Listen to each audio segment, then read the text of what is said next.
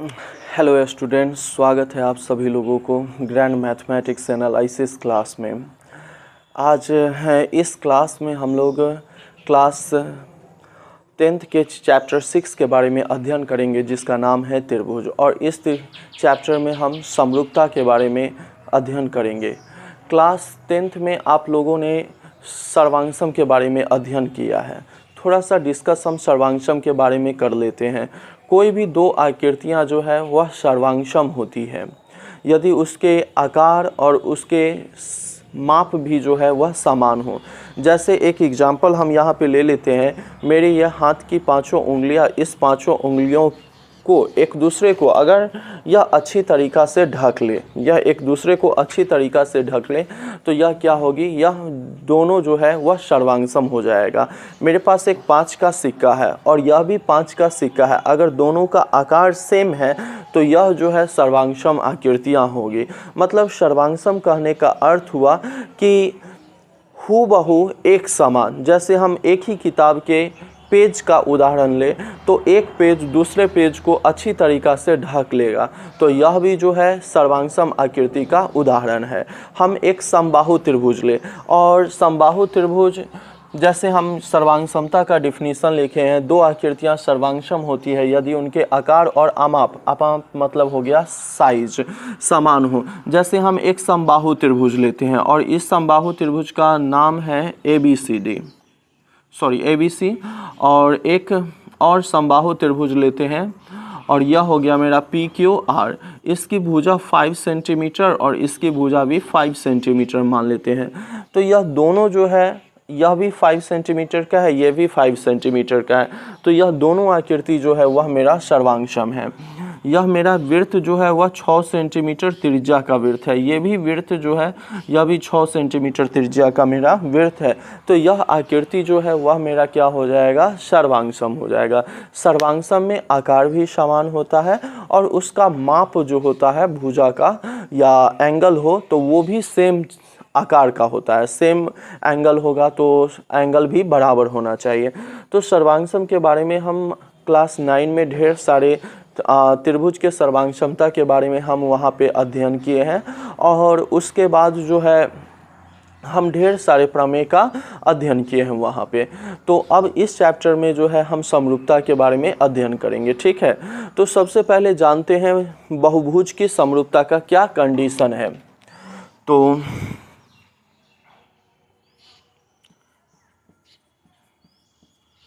समरूपता,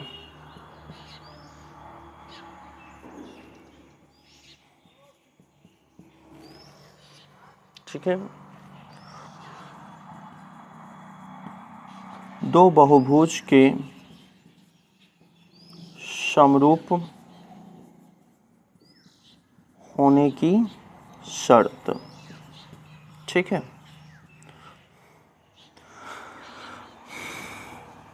दो बहुभुज के समरूप होने की शर्त है। तो दो बहुभुज के समरूप होने का जो है वह दो शर्त है।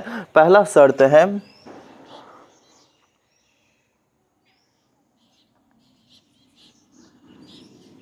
उनके संगत कोण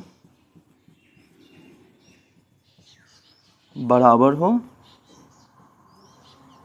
और दूसरा कंडीशन है उनकी संगत भुजाएं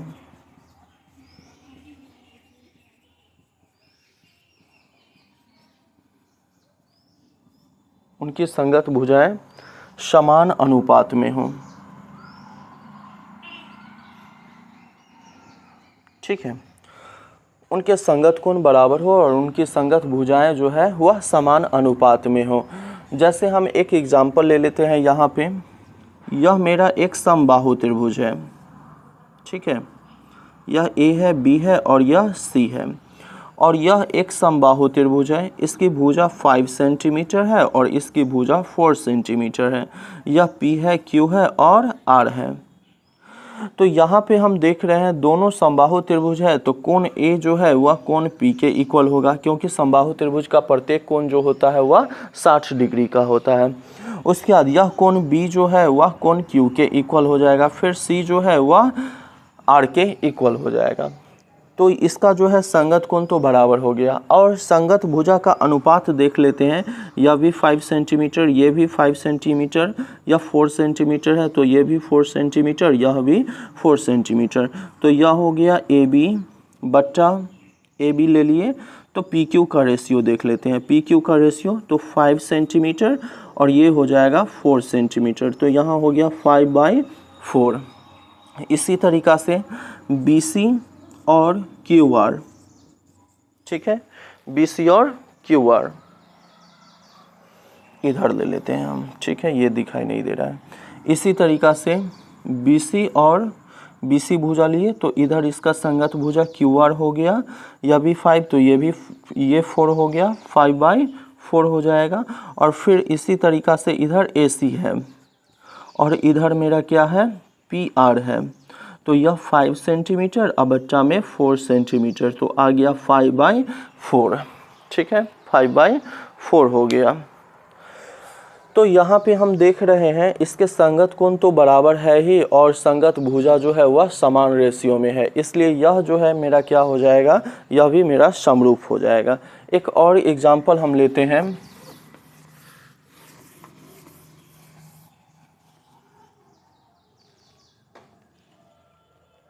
ठीक है, एक और एग्जांपल ले रहे हैं, ज़्यादा हो जाएगा। देखिए यह मेरा एक वर्ग है और यह मेरा एक वर्ग है। मान लेते हैं यह जो वर्ग है यह ABCD है, ठीक है, और यह जो वर्ग है यह मेरा PQRS है। इसकी भुजा जो है 4 सेंटीमीटर और इसकी भुजा जो है 3 सेंटीमीटर। तो यहाँ भी जो वर्ग मेरा वर्ग ABCD जो है ये जो है समरूप हो जाएगा PQRS के। यह जो चिन्ह है मेरा यह समरूप का चिन्ह है, ठीक है, यह जो चिन्ह है यह समरूप का चिन्ह है।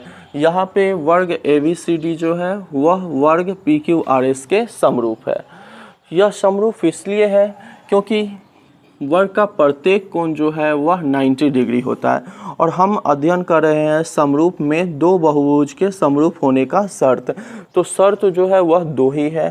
पहला शर्त है कि बहुभुज के संगत कोण बराबर होना चाहिए और दूसरा है कि उनकी संगत भुजा समान अनुपात में होना चाहिए।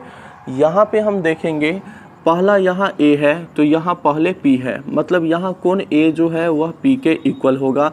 पहले A आता है पहले P, तो A का संगत कोण P के इक्वल हो जाएगा और यह जो है वह 90 डिग्री, वर्ग का प्रत्येक कोण 90 डिग्री। फिर B का संगत कोण Q हो जाएगा, सेकेंड नंबर पे B है तो इधर से सेकेंड नंबर पे Q है, तो B का संगत कोण Q हो जाएगा। अगर हमें नाम दिया हुआ है, ठीक है, तो जो पहले आएगा इसमें भी वह पहले के स्थान का ही संगत कोण हो जाएगा। कहने का अर्थ है अगर हम A लेते हैं तो इधर P जो है इसका संगत कोण हो जाएगा। B दूसरे स्थान पे है, यहाँ Q है तो B का संगत कोण Q हो जाएगा और यह 90 हो जाएगा। C है और इधर R है तो C का संगत कोण R हो जाएगा। इधर D है और इधर S है तो D का संगत कोण कौन हो जाएगा, S हो जाएगा। ये सब 90 डिग्री हो जाएगा। पहला कंडीशन मेरा फुलफिल हो गया। अब दूसरा कंडीशन, इसका संगत भुजा भी जो है वह समान अनुपात में होना चाहिए। अब हम जानते हैं वर्ग का प्रत्येक भुजा जो है वह बराबर होता है, तो ये सारा भुजा 4 सेंटीमीटर, ये 3 सेंटीमीटर है तो यह भी 3 सेंटीमीटर, यह भी 3 सेंटीमीटर, यह भी 3 सेंटीमीटर हो जाएगा। ठीक है, तो अब देख लेते हैं भुजा का रेशियो। तो अब संगत भुजा हम कैसे देखेंगे, तो स्टार्टिंग के दो अक्षर AB लिए, ठीक है, तो इधर भी स्टार्टिंग के AB का संगत भुजा हो जाएगा, दो अक्षर ले लो PQ। तो AB की वैल्यू 4 सेंटीमीटर और PQ की वैल्यू 3 सेंटीमीटर, तो 4/3 आ गया। उसके बाद अब इधर से हम BC ले रहे हैं एक को छोड़ के, तो इधर से एक को छोड़ के ले लेंगे QR, तो BC का संगत भुजा हो जाएगा QR।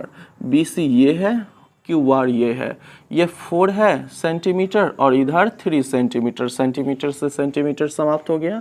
अब हम इधर से लास्ट दूगों को लेते हैं, इधर से लास्ट दूगों को लेते हैं, तो CD का संगत भुजा जो है वह हो जाएगा मेरा RS। तो CD ये रहा और RS ये रहा, ऊपर में 4 सेंटीमीटर और RS जो है वह 3, ठीक है। उसके बाद अब हम यहाँ पे लास्ट और फर्स्ट लेते हैं, D और A लेते हैं। तो DA का संगत भुजा DA यह है मेरा, तो यहाँ पे लास्ट और फर्स्ट ये है मतलब SP, तो DA का संगत भुजा जो है वह SP हो जाएगा, SP, DA का संगत भुजा SP। तो यह 4 सेंटीमीटर है और नीचे जो है वह 3 सेंटीमीटर, तो 4/3 आ गया। तो यहाँ हम देख रहे हैं, ठीक है, चारों का भुजा जो है वह समान अनुपात में आया है, ठीक है, चारों का भुजा जो है वह समान अनुपात में आया है, इसलिए यह जो है मेरा क्या हो जाएगा, यह मेरा समरूप हो जाएगा, ठीक है। तो एक बार और हम देख लेते हैं, यह दो बहुभुज के समरूप होने की शर्त है। दो बहुभुज समरूप होते हैं यदि उनके संगत कोण बराबर हो और उनकी संगत भुजाएं समान अनुपात में हो। एक एग्जाम्पल हम त्रिभुज का ले लिए और दूसरे एग्जाम्पल हम वर्ग का ले लिए। इसके संगत कोण समान है और इनकी संगत भुजा जो है वह भी समान अनुपात में है, ठीक है।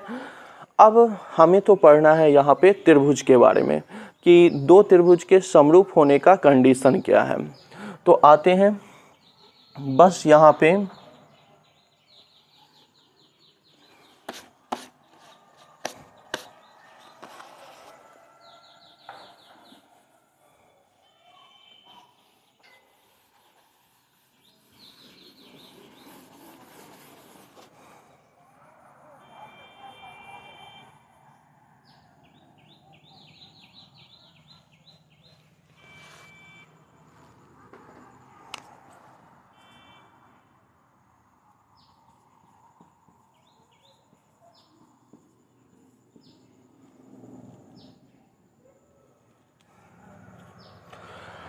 तो एग्जामिनेशन में यह क्वेश्चन आता है, ठीक है, दो त्रिभुजों के समरूप होने की शर्त क्या है। तो दो त्रिभुज के समरूप होने का दो शर्त है, उनके संगत कोण बराबर हो और उनकी संगत भुजाएं समान अनुपात में हो। समान अनुपात को हम समानुपाती भी लिख सकते हैं, समान अनुपात या समानुपाती हो, ठीक है। तो दो त्रिभुज जो है वह दो त्रिभुजों के समरूप होने का कंडीशन है कि उनके संगत कोण जो है वह बराबर हो और उनकी संगत भुजाएं जो है वह समान अनुपात या समानुपाती हो। अब इस पे एक एग्जांपल देखते हैं।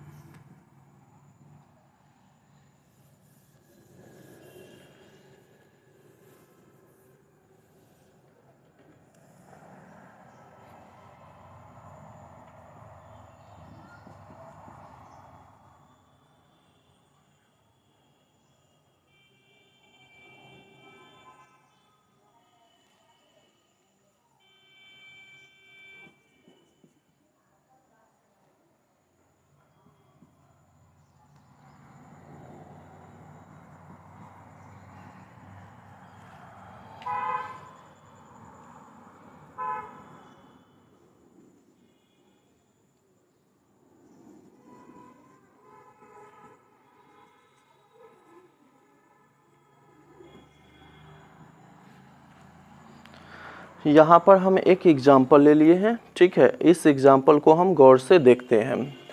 तो यहाँ पे हम सबसे पहले देख लेते हैं, यहाँ पे देखते हैं, ठीक है, इस दोनों त्रिभुजों में संगत कोण जो है वह समान अनुपात है।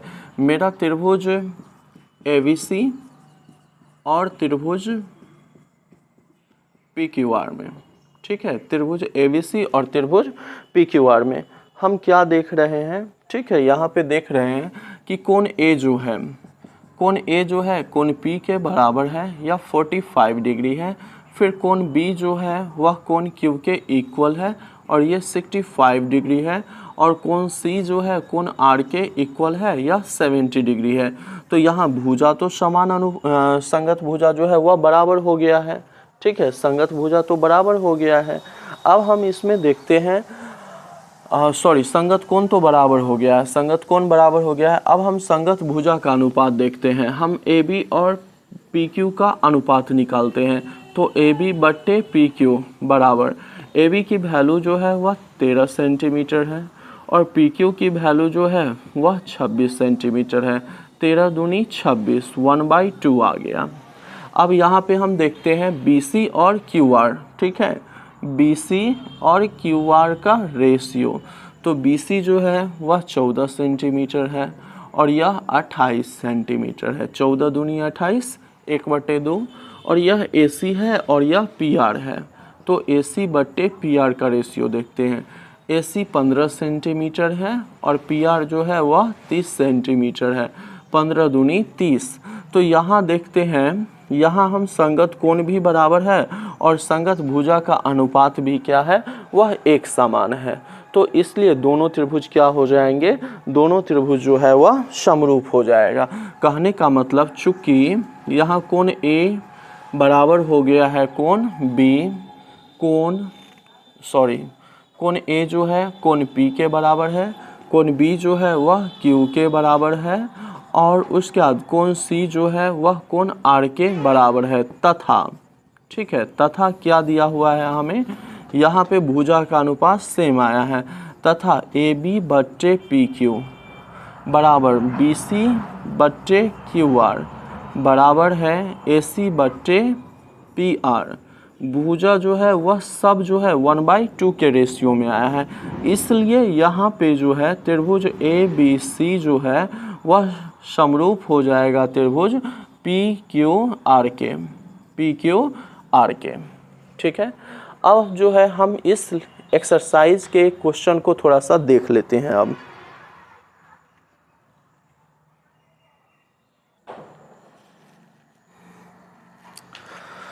तो देखते हैं, ठीक है, इस एक्सरसाइज का हम लोग पहला क्वेश्चन देखते हैं।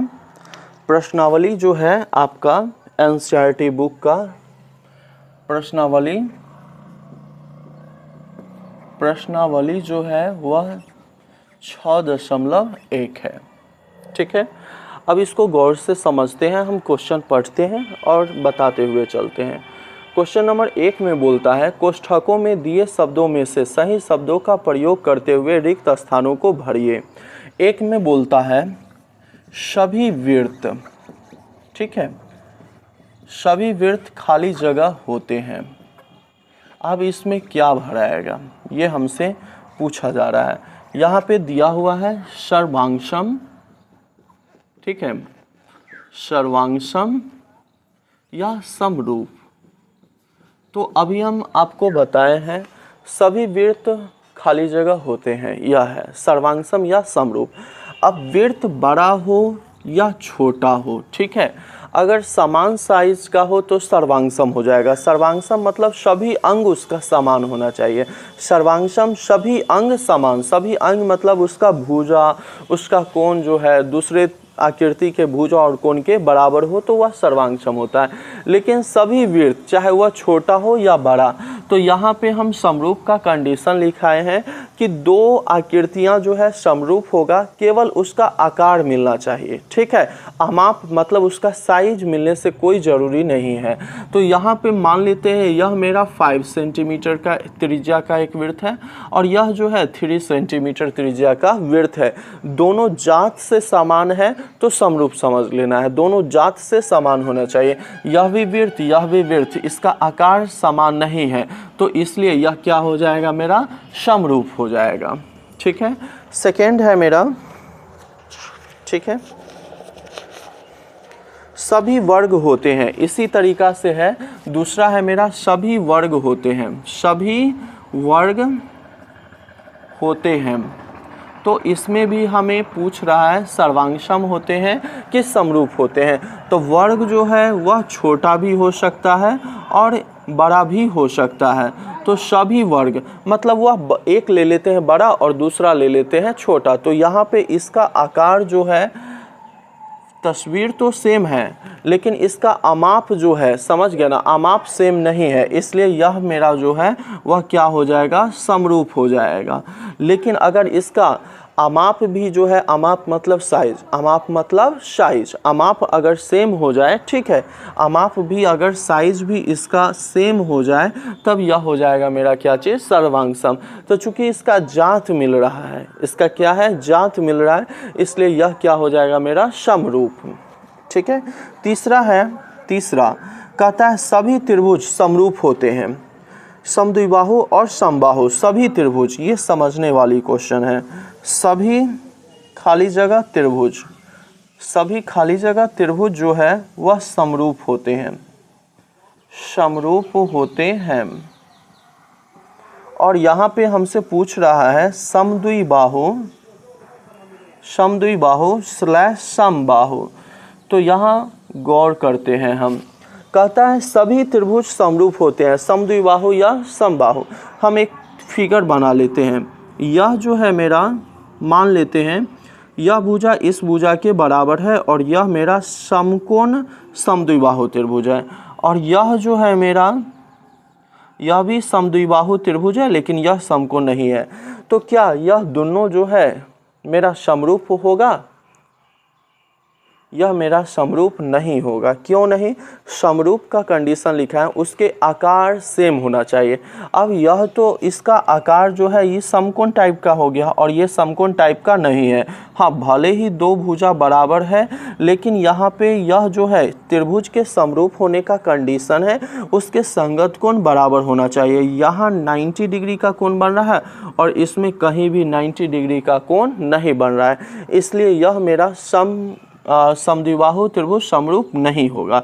लेकिन अगर हम यहाँ समबाहु का एग्जाम्पल ले लें तो हम एक समबाहु त्रिभुज जो है वह बड़ा बना लेते हैं, यह ABC है, और एक समबाहु त्रिभुज जो है हम छोटा बना लेते हैं PQR। इसका भुजा 5 सेंटीमीटर मान लेते हैं और इसका भुजा 3 सेंटीमीटर, ठीक है, इसकी भुजा हम 3 सेंटीमीटर मान लिए। तो यहाँ पे हम क्या देख रहे हैं, यह समबाहु त्रिभुज है तो समरूप होने का कंडीशन है कि इसके संगत कोण बराबर होने चाहिए। तो समबाहु है तो कोण A P के बराबर हो जाएगा 60 डिग्री, B जो है Q के बराबर और C जो है वह R के बराबर हो जाएगा। और यहाँ इसका भुजा भी जो है वह समान अनुपात में है, इसलिए यह जो है समरूप हो जाएगा। तो पूछता है सभी खाली जगह त्रिभुज समरूप होते हैं, समद्विबाहु या समबाहु, तो आंसर हो जाएगा समबाहु। क्योंकि समबाहु त्रिभुज अगर हम लेते हैं तो उसका प्रत्येक कोण जो है दूसरे त्रिभुज के, जो दूसरा त्रिभुज समबाहु होगा उसके प्रत्येक कोण के क्या हो जाएगा, बराबर हो जाएगा। अब अगला क्वेश्चन चौथा हमको कह रहा है 4 नंबर, भुजाओं की समान संख्या वाले दो बहुभुज समरूप होते हैं यदि उनके संगत कोण खाली जगह हो तथा उनकी संगत भुजाएं जो है वह खाली जगह हो, बराबर और समानुपाती, इन दोनों में से भरना है। तो अभी हम आपको पढ़ाए हैं दो बहुभुज जो है वह समरूप होते हैं यदि उनके संगत कोण क्या हो, संगत कोण जो है वह समान होना चाहिए। संगत कोण क्या होना चाहिए, समान, यहाँ पे लिखा है बराबर, कोई बात नहीं है।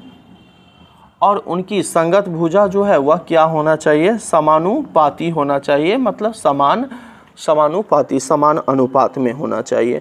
तो पूछ रहा था भुजाओं की समान संख्या वाले दो बहुभुज समरूप होते हैं यदि उनके संगत कोण, तो संगत कोण बराबर होना चाहिए और उनकी संगत भुजाएं जो है वह क्या होना चाहिए, समानुपाती होना चाहिए। ठीक है। अब आते हैं हम प्रश्न संख्या 2 में।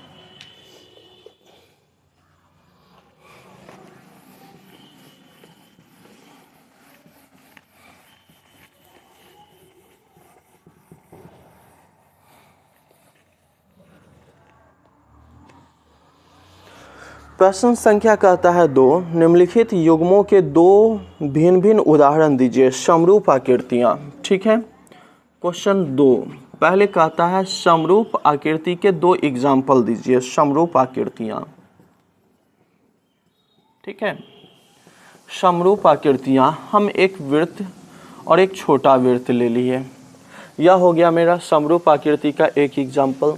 दूसरा एग्जाम्पल लेना है तो यह मान लेते हैं यह मेरा जो है एक समबाहु त्रिभुज है ABC, और यह जो है मेरा एक बड़ा सा समबाहु त्रिभुज है PQR।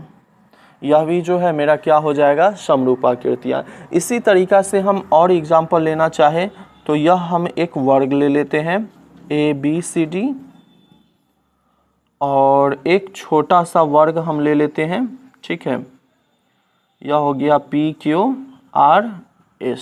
यह दोनों वर्ग है तो दोनों जो है वह क्या हो जाएगा, समरूप हो जाएगा। दूसरा कहता है ऐसी आकृतियाँ जो समरूप नहीं हैं। ऐसी आकृतियाँ जो समरूप नहीं हैं, यह मेरा वृत्त है और यह मेरा त्रिभुज है। ये कभी समरूप होगा, ये कभी भी समरूप नहीं होगा। अगला हम त्रिभुज ले लेते हैं और उसके बाद हम ले लेते हैं यहाँ एक चतुर्भुज। ये कभी समरूप होगा, ये समरूप नहीं होगा। न इसके संगत कोण बराबर है और न इसकी संगत भुजाएं समानुपाती है, ठीक है। नेक्स्ट क्वेश्चन 3 नंबर है, ठीक है। तीसरा नंबर प्रश्न कहता है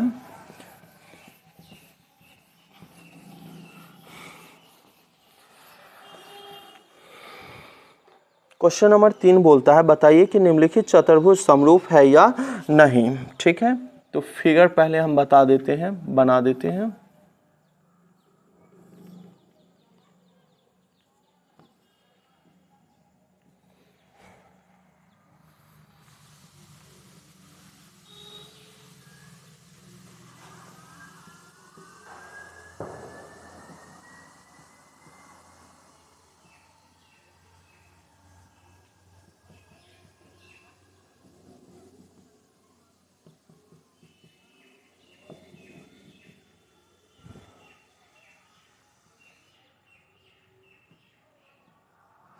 यहाँ पे हम क्या देख रहे हैं, तीसरा नंबर क्वेश्चन है, कहता है यह दोनों आकृति जो है वह समरूप है या नहीं।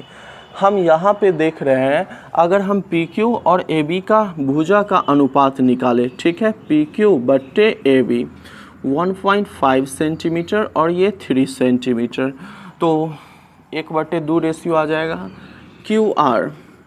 और उसके बाद हम BC का रेशियो देखें, यह QR और BC का रेशियो देखते हैं 1.5 सेंटीमीटर और ये 3 सेंटीमीटर, यह भी 1/2 आ जाएगा, ठीक है। उसके बाद हम देखते हैं यहाँ RS और यह जो है CD, इसका रेशियो देखते हैं 1.5 सेंटीमीटर 3 सेंटीमीटर, यह भी जो है 1/2 आ गया। उसके बाद हम देखते हैं SP और इधर से DA, इसका रेशियो यह 1.5 सेंटीमीटर और यह 3 सेंटीमीटर, तो यह भी जो है 1/2 आ गया। यहाँ भुजा का अनुपात तो समान आ गया, लेकिन दो बहुभुज समरूप होते हैं यदि उनकी संगत कोण जो है उसके संगत कोण बराबर होना चाहिए, समान होना चाहिए, और साथ में उनकी संगत भुजाएं समान अनुपात में होना चाहिए। संगत भुजा तो समान अनुपात में है 1/2 1/2 1/2 1/2, लेकिन क्या कोण P जो है कोण A के इक्वल होगा? यह कोण A के इक्वल नहीं है, क्योंकि यह मेरा एक वर्ग है, ठीक है, और यह मेरा एक समबाहु समचतुर्भुज है। यह मेरा एक वर्ग है और यह मेरा समचतुर्भुज है। तो यह जो आकृति दिया हुआ है उससे लगता है यह 90, ये तो 90 है परंतु ये 90 डिग्री का कोण नहीं बनाता है। इसलिए यहाँ पे जो है यह चतुर्भुज PQRS जो है वह समरूप नहीं होगा चतुर्भुज ABCD के। तो यह जो 6.1 चैप्टर जो है यह समाप्त है, और अब हम अगला चैप्टर आगे दूसरे वीडियो में बनाएंगे, तो आप लोग अवश्य उसको देख के और बार बार प्रैक्टिस कीजिएगा। धन्यवाद।